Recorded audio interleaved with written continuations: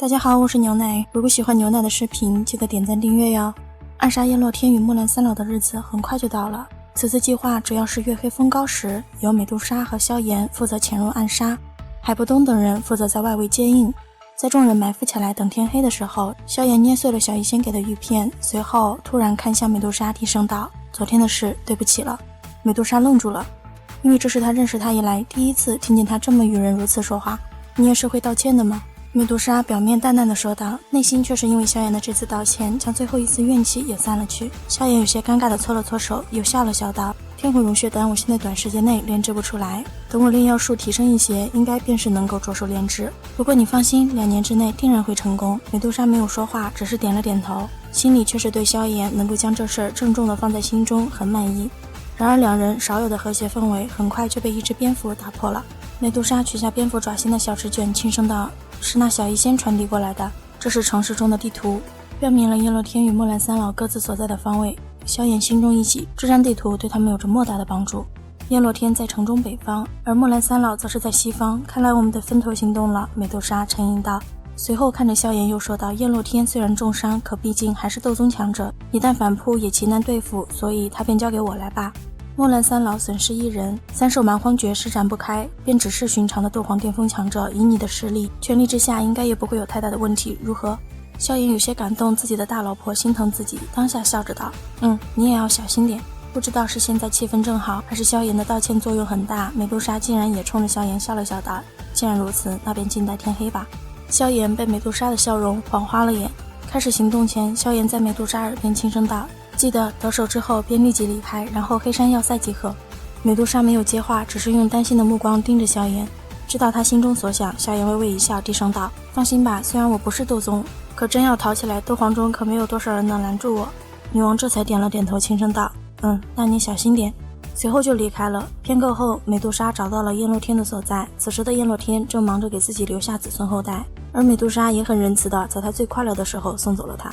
萧炎这边赶到木兰三老所在的时候，很不凑巧的遇到了他们正在运功给虎头人长老疗伤。等到他们停下运功的时候，萧炎才果断出手，使出3000雷，一举抓住了重伤未愈的虎头人。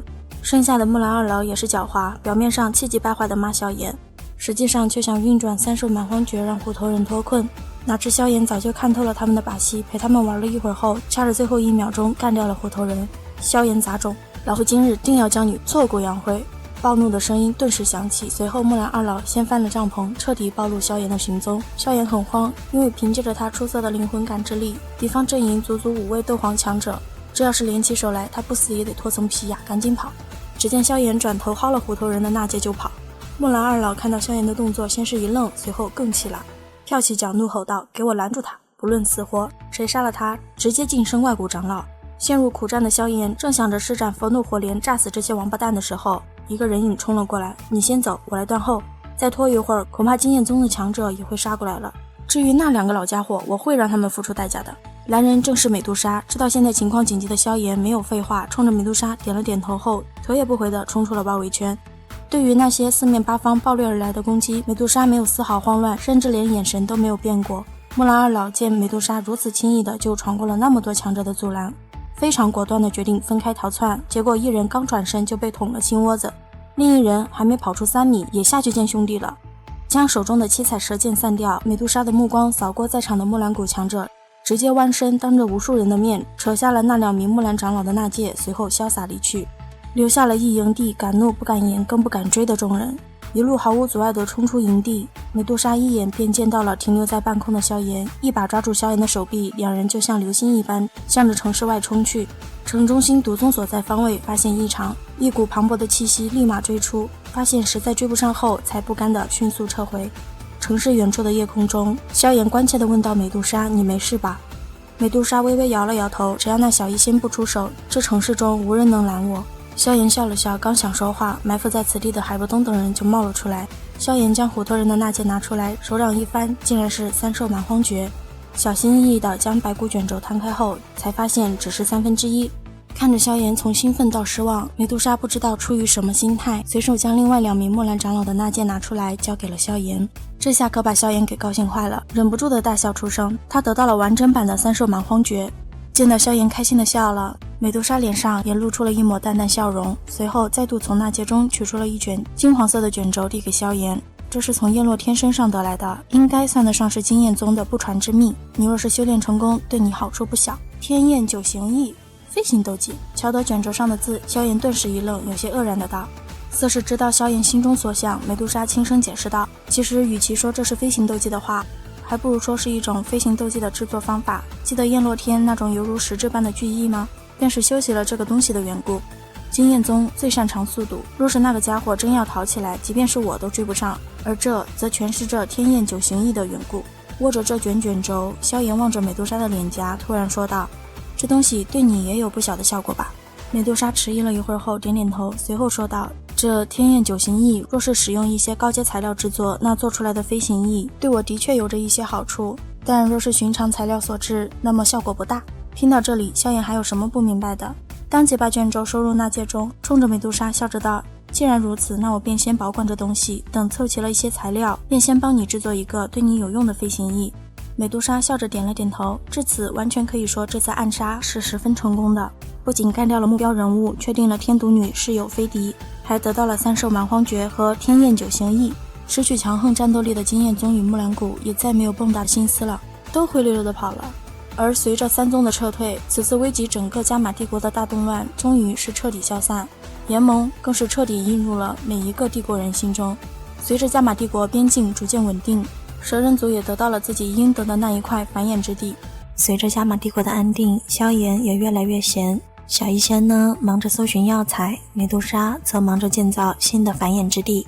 身边再无美女环绕的萧炎想起了那个印在内心深处的女孩，而那个女孩又何尝没有想着他呢？薰儿一如既往地听着林老跟他讲述着萧炎最近发生的事情，只是这一次林老一同带来的还有一个坏消息。由于薰儿并没有从萧家找到钥匙，薰儿的族人起了让族内的别人再去搜寻的意思，只是这搜寻手段想必不会比魂殿的那些人差到哪里去。薰儿知道这一消息后又惊又怒，立马亲自去解决这件事了。好家伙，要是薰儿不出马，任由他的族人瞎搞，他与萧炎恐怕会再无可能。此时正闲得发疯的萧炎是永远不会知道，这萧家又差点再遭大难喽。加玛帝国圆梦丹堂内，萧炎正查看着尸身丹的制作，他迫切地需要培养一批完全忠心的死士。法玛建议，如果想提升炼制速度，就需要招募他的旧情敌来主持炼制。听到丹王古河的名字，萧炎有些为难，倒不是他拉不下脸，而是他怕无法说服古河。毕竟他不仅闹了他的婚礼，抢了他的媳妇，还当着那么多人的面揍了他。法玛却是一顿忽悠，告诉了萧炎能拿捏住古河的办法，单纯的萧炎信以为真，揣着办法就去找古河了，结果被当场打脸。不过古河还真如法玛所说，是个大度的人。他与萧炎约定比炼药术，萧炎赢了他就同意加入联盟，若是输了，那么以后萧炎就不许再来打扰他。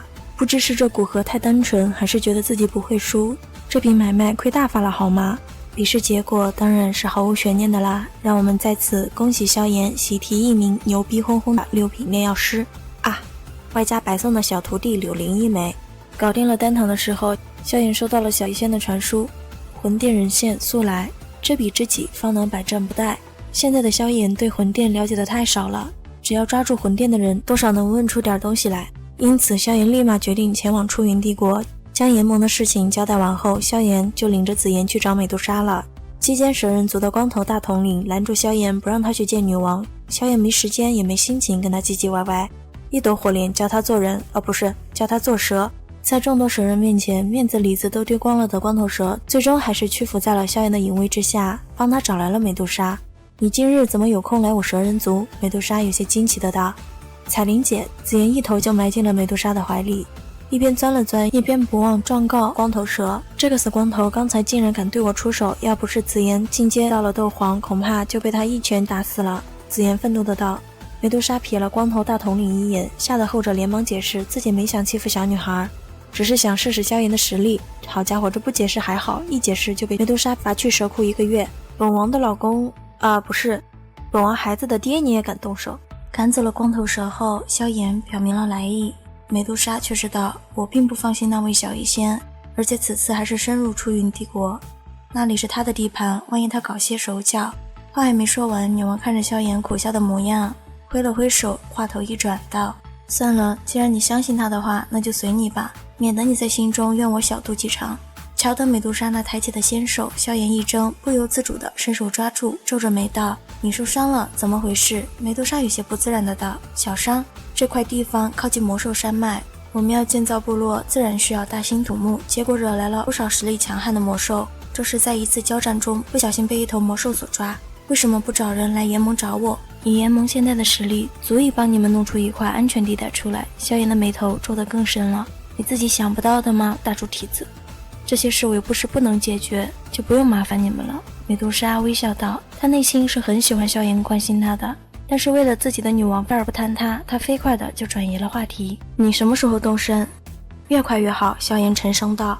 女王没有迟疑，直接道：那你等我一会儿，我将族中事务交代一下，然后便随你去。说完刚想转身，就被萧炎一把拉住了。谢谢了。低低的声音从萧炎嘴里传来，女王就是笑了笑道：就当是请你炼制天魂融血丹的报酬吧。